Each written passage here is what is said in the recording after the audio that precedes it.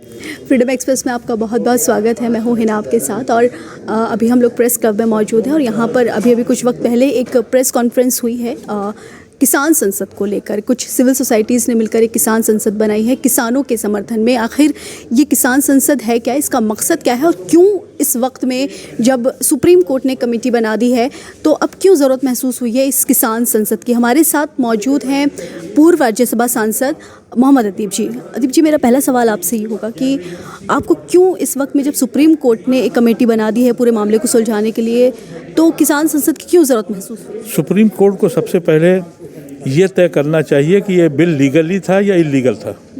ये बिल ही इलीगल है, ये पास ही नहीं हुआ है क्योंकि कॉन्स्टिट्यूशनल ये है, बिल का पार्लियामेंट का तरीका ये है। मेरा खुद राज्यसभा का तजुर्बा है, अगर एक मेंबर भी ये कहता है कि हमें डिवीज़न चाहिए तो फिर बैलेट होता है और बैलेट से गिनती होती है। एक आपको याद होगा कि अटल बिहारी वाजपेयी की सरकार एक वोट से गिरी थी और बैलेट किया गया था, एक वोट से गिर गई थी।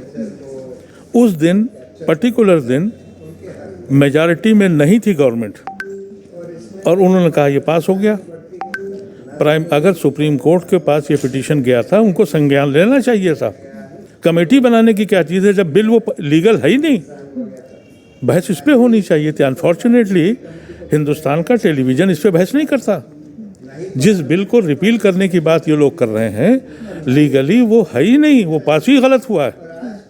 तो मैं तो बेसिक बात तो ये कहता हूँ। दूसरी बात ये जो सिविल सोसाइटी ने तय किया कि पार्लियामेंट का आज जब से मोदी साहब आए हैं और ख़ासतौर से सेकंड टर्म के बाद पार्लियामेंट एक मजाक बन गई। वहाँ बहस नहीं होती, वहाँ मेजॉरिटी चीख पुकार करके और फिर ख़रीद और फरोख्त करके। यानी आपको याद होगा कि राज्यसभा में बहुत से एमपीओं को रिज़ाइन कराया गया यूपी और वहाँ से, और ऐसे तो रिज़ाइन नहीं किया कोई करता है। जाहिर है कि कोई ना कोई उनको लुभाव दिया गया, वहाँ लोगों को कम किया गया, फिर ख़रीदारी की गई, बहुत से लोगों को पैसे दे के एब्सटेन किया गया कि तुम हट जाओ। इस तरह से उन्होंने बिल पास कराए। लेकिन उनको एडवांटेज इसलिए मिल रहा है सरकार को कि सुप्रीम कोर्ट जो है, माजरत के साथ ये कहना पड़ता है कि आज कचहरी में जिस तरह का इंसाफ हो रहा है वो सुप्रीम कोर्ट में हो रहा है। कि सुप्रीम कोर्ट 370 का एक बिल आया जिस पे ये कहा जाना था कि ये लीगल है या इलीगल है। पूरा कश्मीर 1.5 साल से परेशान है। सुप्रीम कोर्ट के लिए कोई उन्होंने उसको संज्ञान नहीं लिया। एनआरसी का आया, उस पर सुप्रीम कोर्ट में पिटीशन फाइल है, संज्ञान नहीं लिया। इस बिल के ऊपर गया, अभी तक संज्ञान नहीं लिया। वो संज्ञान किस पे लेते हैं? अगर अर्नब गोस्वामी का केस हो तो छुट्टी के दिन कर देते हैं। शाहीन बाग में मूवमेंट चला, सड़क एक तरफ से बंद थी लेकिन कहा कि नहीं साहब आप हट जाइए। इसी तरह से ये जो हुआ है किसानों का मामला, इसमें सुप्रीम कोर्ट का कोई दखल ही नहीं है। ए सिंपल क्वेश्चन इज़ कि भाई जो लोग हैं उनको शिकायत गवर्नमेंट से है। Is a question between the government and the farmers. How can supreme court intervene into it? उसका क्या लेना देना इससे?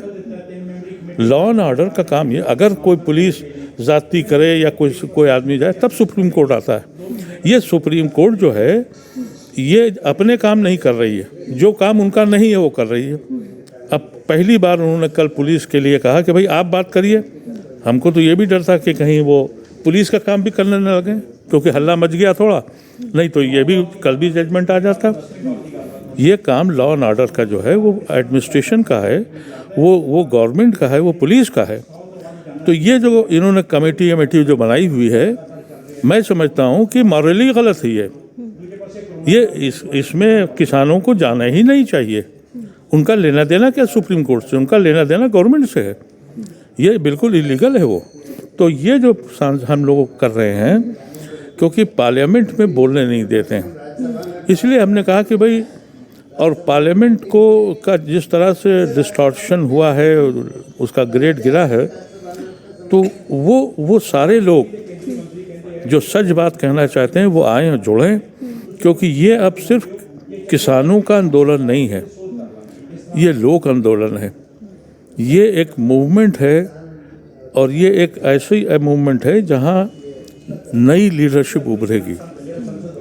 इनकलाब से क़यादत निकलती है। जेपी का मूवमेंट हुआ, हम लोग उसी के शिकार थे, वहाँ से क़यादत निकली। चाहे लालू हों, पासवान हों या जितने लीडर आपको दिखते हैं वे उस जेपी मूवमेंट से निकले थे। फिर उनके बच्चे लीडर बन गए बगैर किसी मूवमेंट के। तो जब उनके बच्चे बन गए तो उन्होंने कोई स्ट्रगल तो किया नहीं था। इसीलिए ये जो सियासत का मिजाज है वो नीचे करता गया। मैं समझता हूँ कि ये मूवमेंट जो है ऑल इंडिया मूवमेंट होगा, इससे लीडरशिप निकलेगी। और किसानों का जो आंदोलन चल रहा है पिछले 1 महीने से कहीं ज़्यादा दिन हो गए हैं, लगातार वो प्रोटेस्ट चल रहा है। और अब उन किसानों के समर्थन में सिविल सोसाइटी ने एक किसान संसद बुलाई है। क्यों बुलाई है और क्या मकसद है इसका, ये जानने के लिए हमारे साथ इस पूरे किसान संसद को इनिशिएट करने वाले प्रशांत भूषण जी हमारे साथ हैं। हम इनसे बातचीत करेंगे। प्रशांत जी, मेरा पहला सवाल आपसे होगा कि क्या मकसद है इस पूरे किसान संसद को बुलाने का, क्यों बुलाई?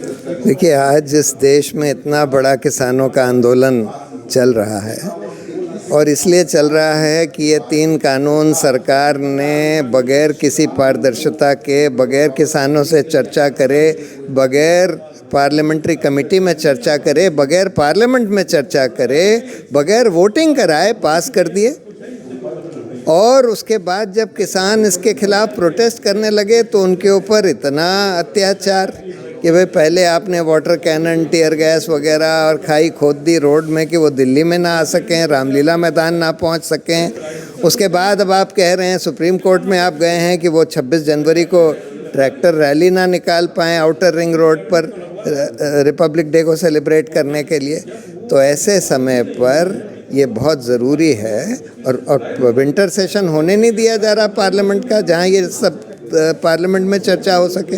तो इसलिए सिविल सोसाइटी के बहुत सारे इम्पोर्टेंट मेंबर्स की बैठक हुई और उसमें यह तय किया गया कि एक जनता की तरफ से एक किसान संसद बुलाई जाए सिविल सोसाइटी की तरफ से, जिसमें कि सिटिंग और फॉर्मर मेंबर्स ऑफ पार्लियामेंट को और थोड़े एग्रीकल्चर और इकोनॉमिक एक्सपर्ट्स को और साथ में कुछ किसान लीडर्स को, जहां पर इन सब मुद्दों की चर्चा हो सके। मतलब ये कानून की, एमएसपी की और जिस तरह से सरकार ने बर्ताव किया है किसानों के साथ, उस सब की चर्चा हो सके। प्रशांत जी, कब बुलाई जाएगी किसान संसद और कौन कौन शामिल होगा इसमें? नहीं, 23 और 24 जनवरी को है ये गुरु तेग बहादुर मेमोरियल जो सिंघू बॉर्डर के पास है। सुबह 10 से 5 तक चलेगी दोनों दिन। और इसमें हम उम्मीद करते हैं कि हर पार्टी के कम से कम कुछ एमपीज शामिल होंगे और कई एग्रीकल्चरल एक्सपर्ट्स और कई किसान नेता। जो कमेटी बनाई है सुप्रीम कोर्ट ने, क्या उन कमेटी मेंबर्स को भी आप बुलाएंगे? नहीं, उन कमेटी मेंबर्स को नहीं बुला रहे, उनसे हमारा कोई लेना देना नहीं। ठीक है। चलिए, बहुत बहुत शुक्रिया प्रशांत जी अपना कीमती वक्त हम सबको देने के लिए। तो किसान संसद के थ्रू जो है सिविल सोसाइटी के लोग पूरा दबाव डालने की कोशिश करेंगे सरकार पे कि किस तरह से कृषि कानून वापस हों और किसान आंदोलन जो है वो अपना जो मकसद है उनका वो पूरा हो जाए।